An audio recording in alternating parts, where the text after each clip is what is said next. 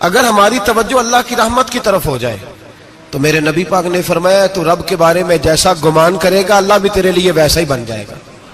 اللہ ویسا بن کے تجھے نوازے گا. اگر تیرا یہ ذہن بن جائے نا کہ جو اللہ مجھے دے گا وہ مجھے ہی دے گا تو اللہ تبارک و تعالیٰ سب سے بڑھ کر تجھے ہی عطا فرمائے گا. لیکن امید رب کرے اور امید رحمت کی، اس کے کرم کی، اس کی عطا کی. ہاں ایک پہلو ضرور سوچ کے رکھنا چاہیے اس موضوع پر. ساری دنیا نکما کہہ دے تو بیٹا ماں باپ کے نزدیک نکما نہیں ہوتا. باپ بیچارہ ایک غلطی بچہ کرتا ہے تو وہ جاتا ہے، دوسری کرتا ہے تو جاتا ہے، تیسری جگہ بھی اس کے حصے کی معافی مانگنے جاتا ہے، بڑا کچھ کرتا ہے. پھر ایک وقت آ ہی جاتا ہے کہ جب باپ مجبور ہو کے اخبار پہ اشتہار دیتا ہے کہ میں نے اسے آگ کر دیا ہے، اب میں اس کے سیاہ سفید کا مالک. کیا خیال ہے آپ کا؟ پہلی غلطی پہ ابا جی ایسے کر دیتے ہیں جی، دوسری پہ کرتے ہوں گے. کب کرتے ہیں؟ جب بولے جب حد ہو جاتی ہے. اور ایک دو اشتہار نہیں ہوتے. آپ سویرے اخبار کھولیں، اخبار کے اندر کے صفحات کا مطالعہ کریں تو شاید درجنوں اشتہار ہوتے ہیں آنکھ نامے کے.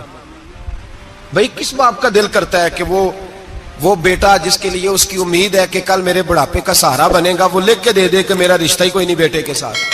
کس کا دل کرتا ہے؟ اور پھر یہاں تک نہیں ہوتا بلکہ آپ قانون جاننے والے لوگوں سے کبھی پوچھیں، وہ آنکھ نامہ لوگ عدالتوں میں جمع کراتے ہیں، کہتے ہیں جی میں نے تو اخبار میں نکال دیا میرا اس کے ساتھ کوئی تعلق، اماں کہتی ہے میرا کوئی رشتہ نہیں. کیوں؟ کب ہوتا ہے ایسے؟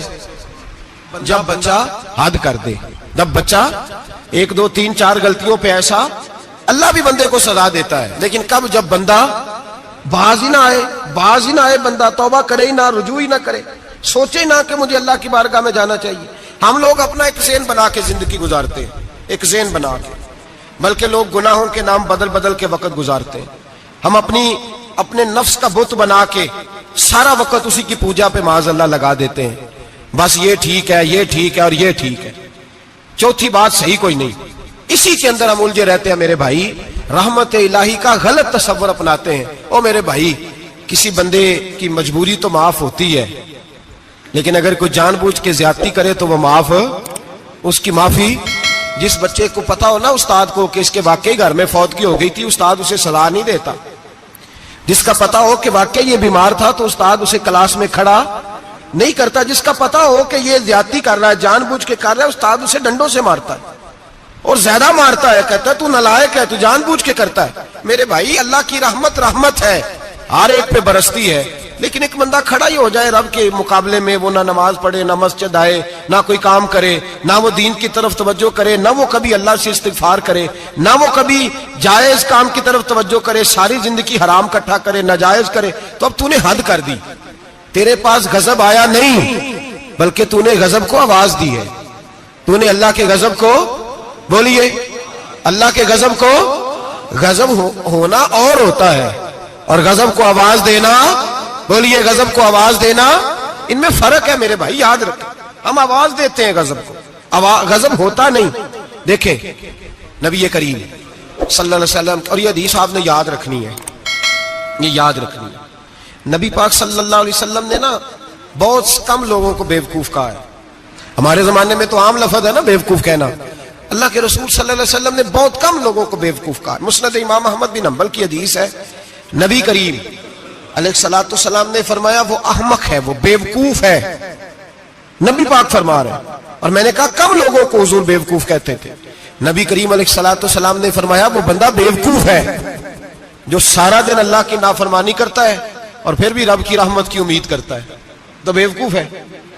صبح سے شام تک لگا ہوا ہے، میں نے نہیں اللہ ماننی، میں نے نہیں تیری ماننی، معاذ اللہ میں نے نہیں ماننی. شام ہوتی ہے تو کہتا ہے اللہ بڑا مہربان ہے، بخش دے گا. تو بیوقوف ہے، تو بیوقوف ہے. تو بتانا کیا مجبوری تھی نماز نہ پڑھنے کی؟ کس نے تجھے گن پوائنٹ پہ کہا تھا حرام کھانے کو؟ اور فلاں آدمی کی تو نے غیبت کی تو تیرا اس میں کیا فائدہ تھا؟ یہ جو تو نے صرف 10 بندوں کو ہنسانے کے لیے جھوٹا لطیفہ سنایا، اس میں تیرا کیا نفع تھا؟ تو صبح سے شام تک نافرمانی کرتا ہے، شام کو کہتا ہے اللہ کریم ہے معاف کر دے گا، اللہ مہربان ہے معاف کر دے گا. استاد مہربان ہوتا ہے کہ نہیں؟ فیل کیوں کرتا ہے امتحان میں؟ بولے استاد باپ ہوتا ہے نا، اس کا دل کرتا ہے شاگرد فیل ہو جائے، تو کیوں کرتا ہے؟ لیکن شاگرد نے زیادتی کی، اس نے پڑھا نہیں، اس نے میں نے کہا باپ آنکھ نامہ لکھواتا ہے، مجبور ہو کے لکھواتا ہے نا۔